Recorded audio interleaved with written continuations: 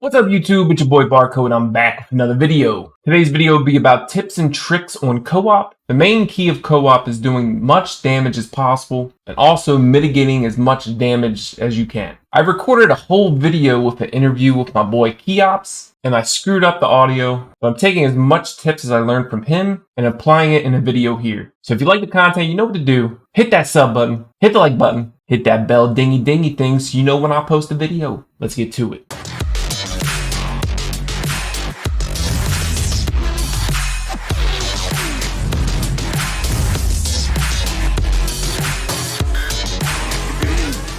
Alright, I'm going to talk about the skills from the boss, the monsters that you can bring, and some tips and tricks in getting as much damage as possible and mitigating as much damage as possible. I'm going to move my camera over here so I can show the skills of the boss. But let's talk about a couple things first. The longer the fight goes on, his passive increases the attack power, so you'll be taking more damage as the fight goes on. Some debuffs you can't put on him is Oblivion, Mana Cost Up, Beneficial Blocks, and Silence. His first damage skill is Squall. It grants Acceleration 2 up on himself, attacks your front enemy, and applies a stun. Keynote is the damage increases or decreases depending on the difference between lag speed buff and your speed buff. So since he puts on Acceleration 2, you need to have Acceleration 3 on to mitigate as much damage as possible during that time. Leap of Beast is his second skill. He removes all his harmful effects and attacks the front line. The less people there are in the front line, the more damage he's going to do. So you really need to keep your front line alive and very tanky. His third skill is Unleashed Fury. This will remove all buffs on your front line, grants defense down 3, and inflicts damage. This will also apply a wind shield on himself and attack up 3 on himself. The wind shield is a buff like it was in Wanted, where the shield has a certain amount of number of hits it can take before it gets knocked down. His last skill will only go off if wind shield is still active when the time period ends. If the wind shield is up, he will pretty much one-shot your whole team. So now that we talked about the skills, let's see what the top players are using. Let's look at Owen and Viceroy. They have 1,289,000 damage. Obviously, this is a highly pay-to-win co-op battle, but even that I got 396,000,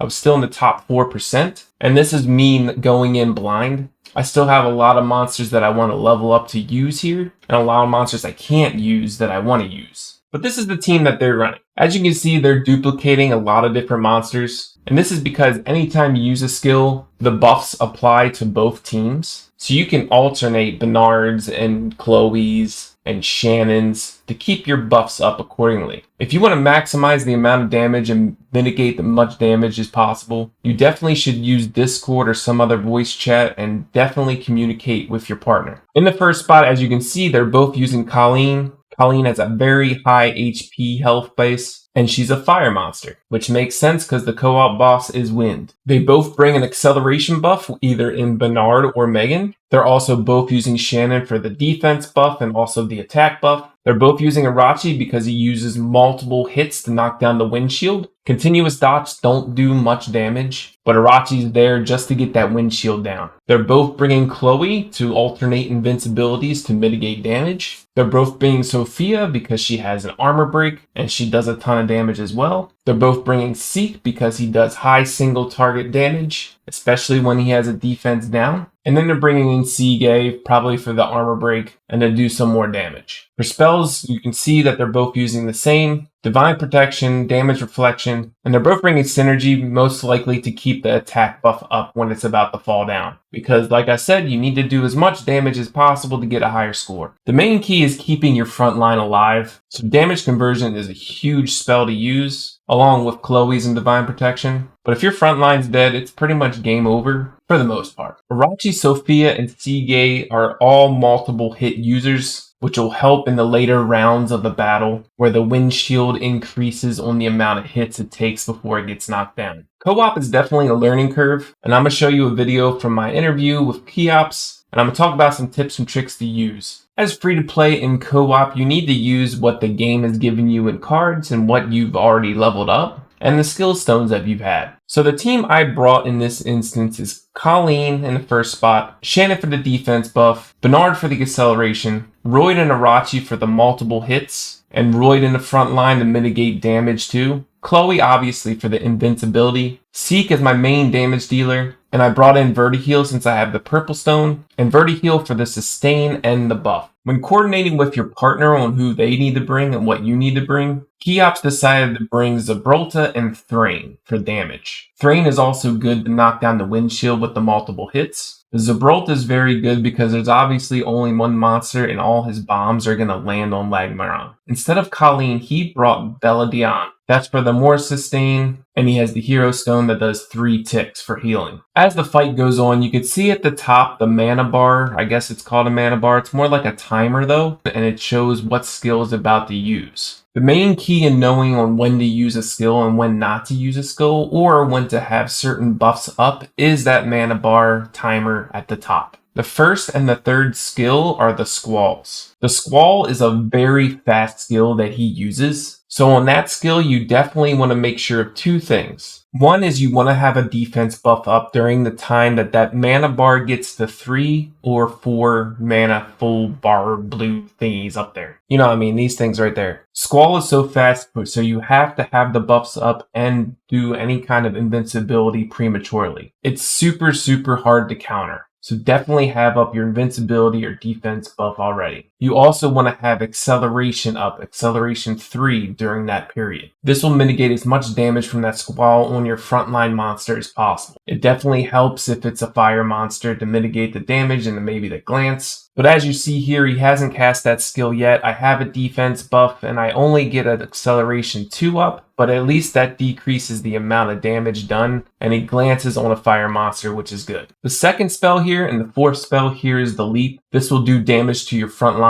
So you definitely want to make sure that you or your partner refreshes the defense buff, hopefully get it to level 3, so you mitigate as much damage as possible for that leap. Again, his third skill is the squall. As you can see, he casted it right after that blue bar hit that skill. So you need to make sure your buffs are applied before he uses that skill. If you notice here, you'll see how fast the squall skill is, and it's very hard to counter. I mean, it's almost instant. Again, the leap is the fourth skill. This skill can be countered, and when you get longer in the rounds, you definitely want to use your Chloe as invincibility because it's still, with the defense buff on your team, it'll do big damage. But I'll show you the speed of Lagmaron's leap. You can easily counter it with whatever skill you want to use. The fifth skill in the round is Unleash Fury. This will remove all your buffs on your team and apply damage to your front line. This skill can also be countered, and I highly suggest you use invincibility on this one in the later rounds. But you need to make sure that you use it on a counter and not prematurely on this skill. I'll show you the speed of the skill, and as you can see, he's going to remove all my buffs from my front line. You can easily counter that.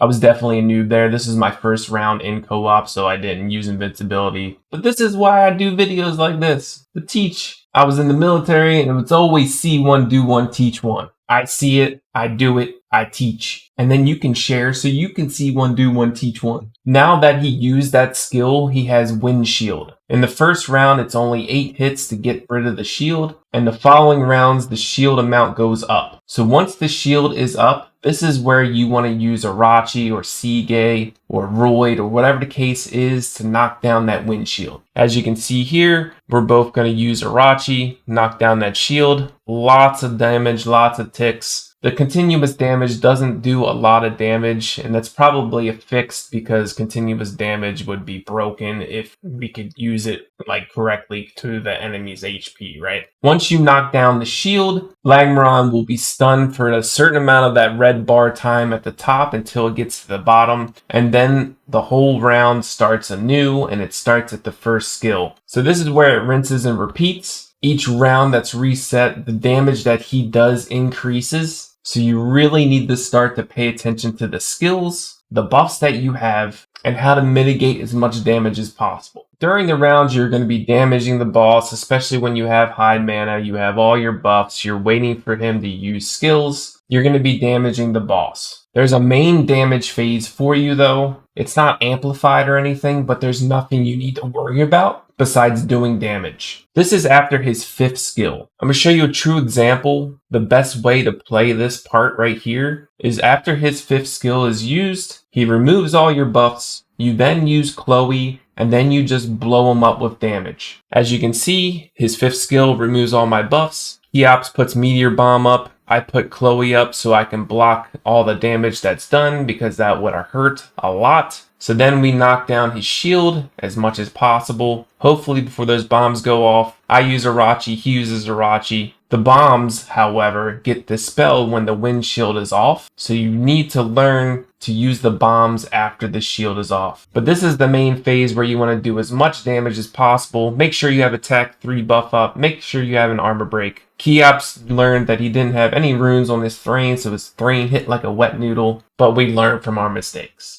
That's it for today's video. I'm going to be saving up some mana crystals because the co-op battle ranking gave me enough legend skill pieces to be able to summon one. I need 100k mana and I'm short on mana right now. I have 2,000 skill pieces now because the last 2 seasons and the rewards I got for that, and also the free-to-play battle pass, all the alliance wars. I finally have 2,000 pieces. And once I get enough mana, I'm going to do a summon session from all the rewards from this last season, plus summoning this legend skill stone. Thanks for watching. I hope this helps you. And if you like the content, you know what to do. Sub, like, ding-a-ding bell. I'll see you in the next one. Peace.